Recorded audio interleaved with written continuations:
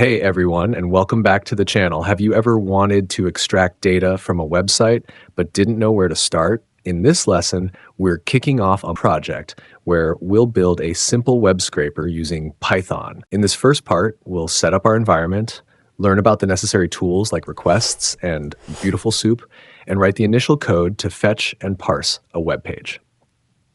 By the end, you'll have the foundational skills to begin collecting data from the web. Let's dive in. First, we need to set up our Python environment. We'll be using two libraries: requests to send HTTP requests and get the web page content, and BeautifulSoup to parse the HTML. The first step is to install them using pip install requests BeautifulSoup 4. Now that our tools are ready, let's write the code to fetch a web page. We'll start by importing the requests library. We'll define the URL of the web page we want to scrape, and then use request get to send a request to that URL. For our project, we'll use a simple static web page for demonstration purposes. We'll also add a line to check if the request was successful.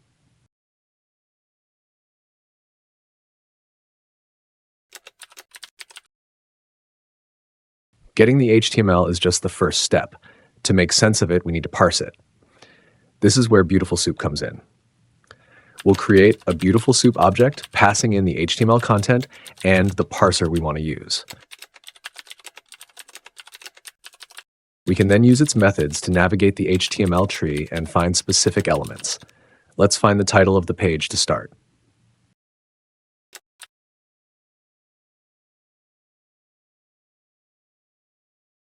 As you start web scraping, there are a few things to watch out for. First, always check a website's Robots.txt file to ensure you're allowed to scrape it. Respect the rules of the site. Second, make sure your code handles potential errors, like a failed request. This prevents your script from crashing. Finally, start small. Don't try to scrape a whole website at once. Focus on one page and one piece of data at a time, then scale up. The quiz, coding challenge, and all the code from this lesson are available in the description below. They are great ways to practice what you've learned. To quickly recap, remember that web scraping involves two main steps: fetching the HTML with a library like requests and parsing it with a library like BeautifulSoup. In this lesson, we laid the groundwork for our web scraper. In the next part of this project, we'll move from getting the title to finding specific structured data on the web page, like a list of products or articles. We'll use BeautifulSoup to navigate the HTML tree and extract the information we need. See you there.